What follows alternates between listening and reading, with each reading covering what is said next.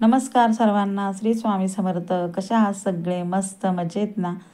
चला तर मग सुरुवात करूया आजच्या आपल्या नवीन रेसिपीला. तर इथे आपण 1 कप पावट्याचे दाणे घेतलेले आहेत. आज आपण करणार आहोत पावट्याची रस्सा भाजी. तर भाकरीसोबत आपल्याला खाता येईल अशी आपण रस्सा भाजी करणार आहोत. तर इथे आपण घेतलेला आहे 1 कांदा, 1 टोमॅटो, थोडीशी कोथिंबीर घेतलेली आहे धुवून.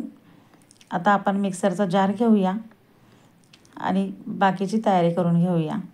तर आपण घेतलेल्या आहेत 10-12 लसूणच्या पाकळ्या. आता आपण यामध्ये कोथिंबीर घालून घेऊया आणि टोमॅटोचे मोठे मोठे फोडे कापून मिक्सरच्या जारमध्ये घालून घेणार आहोत. तर मंडळी, तुम्ही ही भाजी चपातीसोबत, भाकरीसोबत किंवा भातासोबतसुद्धा खाऊ शकता. अगदी उत्तम होते आणि झटकन होते. अगदी 10 मिनटातच आपली ही भाजी रेडी होते. जास्त कोणताही त्रास न घेता अगदी पटकन आणि टेस्टीसुद्धा होते. तर तुम्हीसुद्धा अशा प्रकारे एकदा नक्की भाजी ट्राय करा.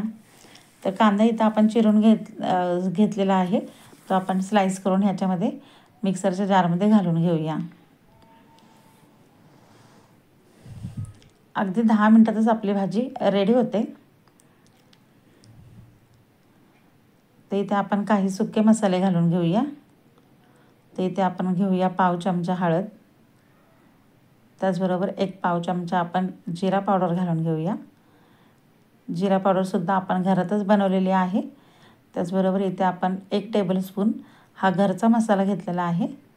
तुम्ही जर घरचा मसाला वापरत नसाल किंवा तुम्ही बनवत नसाल तर मिरची पावडरचा वापर इथे करू शकता. आणि आपण 1 टीस्पून इथे मटण मसाला घेतलेला आहे. तर तुम्ही इथे मटण मसाला, चिकन मसाला किंवा गरम मसाला कोणताही वापरू शकता. आणि तुम्ही जो रेग्युलर यूजला जो घरचा मसाला वापरता तो सुद्धा वापरला तरीसुद्धा चालेल. आणि जर तुम्ही घरात मसाला बनवत नसाल तर तुम्ही मिरची पावडर आणि गरम मसाला पावडरचा वापर केला तरीसुद्धा चालेल. तर इथे आपण थोडंसं ओलं खोबरं घेतलेलं आहे. तुम्ही पाहिलं मी 1 मूठभर ओलं खोबरं चिरून घेतलं होतं. ते आपण मिक्सरच्या जारमध्ये घालून छान बारीक अशी आपण याची पेस्ट करून घेतलेली आहे. तर मसाला आपला भाजीचा मस्त रेडी झालेला आहे. इथे आपण पावट्याचे दाणे आता धुवून घेऊया थोडंसं पाणी घालून. याचं पाणी आता आपण काढून घेऊया. एकीकडे आपण गॅसवरती कुकर ठेवलेला आहे गरम करायला. आता आपण ही भाजी कुकरमध्ये करत आहोत. अगदी झटकन होते. कुकरमध्ये 5च मिनटात आपल्या कुकरच्या शिट्ट्या होतात आणि भाजी आपली 10 मिनटात कुकर थंड झाला की खायला रेडी होते. तर इथे आपण 3 टेबलस्पून ऑइल घातलेलं आहे.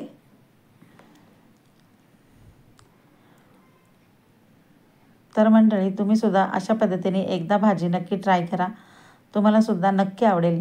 आणि तुम्ही अजूनही आपल्या चॅनलला सबस्क्राईब केलं नसेल तर प्लीज चॅनलला सबस्क्राईब करा आणि बेल आयकॉनला क्लिक करा. म्हणजे तुम्हाला आपल्या नवनवीन रेसिपीजच्या नोटिफिकेशन्स सर्वात अगोदर मिळतील आणि अशा साध्या आणि सोप्या रेसिपीज तुम्हाला पाहायला मिळतील. तर रेसिपीज पाहण्यासाठी नक्की सबस्क्राईब करा. तर इथे आपण आता तेल गरम झाल्यानंतर कढीपत्ता घालून घेतलेला आहे फोडणीला. त्याचबरोबर आपण जो वाटून घेतलेला मसाला होता तो घालून घेतलेला आहे. तर तेल आपलं एकदम छान कडकडीत झालं होतं. त्यानंतर आपण इथे मसाला घालून घेतलेला आहे. तर मसाला आपण 2 ते 3 मिनटं परतून घ्यायचा आहे आणि त्यानंतर यामध्ये आपण हे दाणे घालून घ्यायचे आहेत पावट्याचे. तर पावट्याचे दाणेसुद्धा आपण अगदी छान आता मिक्स करून घेऊया. आणि आता आपण काय करायचं आहे, बारीक गॅस करून घ्यायचा आहे आणि 1-2 मिनटं आपण याच्यावरती झाकण ठेवून वाफ काढून घेऊया. म्हणजे आपला मसाला छान शिजला जाईल. तर इथे आपण 2 मिनटांनी झाकण काढलेलं आहे. आपला छान मसाला मस्त भाजला गेलेला आहे. तर इथे आपण पाणी ॲड करणार आहोत.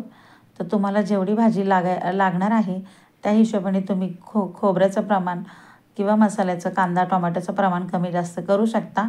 तर इथे मी 4 व्यक्तींसाठी ही भाजी करत आहे. तर एवढा मसाला बास होतो. जर तुम्हाला घट्ट भाजी हवी असेल तर थोडंसं खोबरं आणि थोडासा कांद्याचा वापर जास्त करायचा. म्हणजे मग तुम्हाला जशी हवी तशी घट्ट भाजी करता येईल. तर इथं आपण आता लागेल तेवढं पाणी घालून घेतलेलं आहे। तर आता आपली भाजी आपली पूर्ण झालेली आहे। आता याच्यामध्ये आपण चवीप्रमाणे मीठ घालून घेऊया आणि आपण मीठ मिक्स करून कुकरला झाकण लावून घेऊया। तर अगदी 3-4 मिनटातच आपल्या कुकरच्या शिट्ट्या होतात। अगदी पटापट शिट्ट्या होतात छोटा कुकर असल्यामुळे। तर इथे 3 किंवा 4 शिट्ट्या करून घ्यायच्या आहेत। आणि जर तुम्हाला पटकन भाजी खायची असेल किंवा उशीर झाला असेल, पटकन कुकर उघडायचा असेल, तर 1-2 शिट्ट्या तुम्ही जास्तीच्या करून घेऊ शकता आणि लगेचच कुकर उघडला तरीसुद्धा चालेल। जोपर्यंत आपल्या कुकरच्या शिट्ट्या होतात तोपर्यंत मी इथे वरणाला फोडणी घालून घेत आहे। तर मी इथे तूर डाळ आणि मूग डाळ असं मिक्स वरण शिजवून घेतलेलं आहे टोमॅटो आणि हळद घालून। तर इथे आपण लसूण चिरून घेतलेला आहे। एक 5-6 पाकळ्या आपण बारीक बारीक चिरून घेतलेला आहे। तर इथं आपण छोट्या पातेल्यामध्ये वरण करणार आहोत। तर मी छोटा पातेलं गॅसवर ठेवलेलं आहे। अगदी थोडंसं तेल आपण इथे घालणार आहोत। एक हाफ टेबलस्पूनच इथे आपण तेल घातलेलं आहे। त्यामध्ये आता आपण वरणाला फोडणी घालूया। तर फोडणीमध्ये मी मोहरी, जिरं, कढीपत्ता आणि लसूण एवढंच घालणार आहे। मिरचीचा वापर मी इथे करत नाही। अगदी साध्या पद्धतीने वरण मी करत असते।